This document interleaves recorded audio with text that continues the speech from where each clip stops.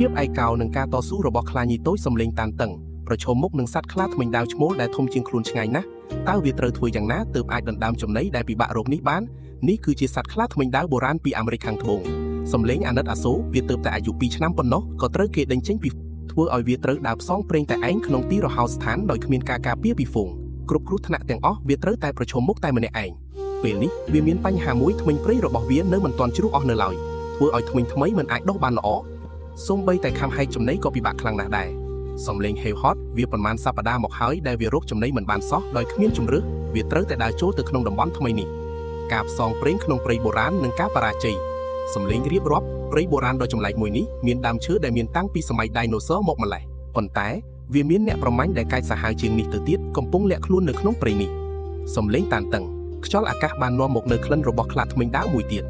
នេះគឺជាសញ្ញាគ្រោះថ្នាក់ប៉ុន្តែវាជ្រើសរើសបន្សល់ទុកក្លិនខ្លួនវាជាការឆ្លើយតបធ្មេញទាំងពីររបស់វានៅតែជាបញ្ហាធំប៉ុន្តែរាល់ជំហានដែលវាដើរវាបន្សល់ទុកក្លិនសម្គាល់ជានិច្ចវាសំលេងរំភើបបន្តិចស្រាប់តែមានសំលេងសត្វព្រៃនោះគឺម៉ាក្រោឈេនីជាសត្វយក្សនៅអាមេរិកខាងត្បូងដែលធំជាងសត្វគោទៅទៀតវាស៊ីស្មៅជាអាហារសំលេងតានតឹងដោយសារវានៅក្មេងនិងមិនសូវមានបទពិសោធន៍ការសម្លាប់សត្វយក្សនេះគឺជារឿងដែលពិបាកណាស់លេចប៉ុន្តែវាមិនអាចថយក្រោយបានទេវាត្រូវតែប្រថុយលេចសំលេងខកចិត្តកម្លាំងមិនគ្រប់គ្រាន់ធ្មេញមិនមុតស្រួចបូករួមទាំងគ្មានបទពិសោធន៍ការបរបាញ់នេះទីបំផុតគឺបរាជ័យការជួយសង្គ្រោះនិងការតាក់ទាញសំលេងភ្ញាក់ផ្អើលពេលដែលខ្លាញីហៀបនឹងបោះបង់ស្រាប់តែមានខ្លាឈ្មោលដ៏ធំមួយលោតចេញមកវាស្ទុះទៅវាយប្រហារសត្វយក្សនោះខ្លាញីក៏ប្រញាប់ទៅជួយពួកវាបានជួយគ្នាផ្ដួលសត្វយក្សនោះខ្លាឈ្មោលខំយ៉ាងខ្លាំងចំកន្លែងសំខាន់សត្វយក្សក៏ដាច់ដង្ហើមស្លាប់សំលេងសង្ស័យការបរបាញ់បានសម្រេចប៉ុន្តែបញ្ហាថ្មីក៏កើតមានតើចំណីនេះជារបស់អ្នកណាខ្លាញីមិនអាចប្រឆាំងនឹងខ្លាឈ្មោលដ៏ធំនេះបានទេវាត្រូវតែបដូរយុទ្ធសាស្ត្រគឺប្រើល្បិចតាក់ទាញចិត្តសំលេងទន់ភ្លន់ប៉ុន្តែខ្លាឈ្មោលកំពុងតែផ្ដោតអារម្មណ៍ទៅលើចំណិចវាមិនខ្វល់ពីល្បិចរបស់ខ្លាញីនោះទេ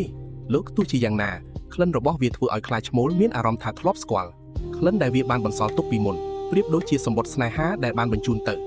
រីស្រឡាញ់នឹងការចាប់ផ្ដើមថ្មីសំលេងមានក្តីសង្ឃឹមបន្ទាប់ពីអត់ឃ្លានអស់ជាច្រើនសប្តាហ៍ទីបំផុតវាក៏បានញ៉ាំឆ្អែតម្ដងសាច់សត្វនេះបានជួយសង្គ្រោះជីវិតវា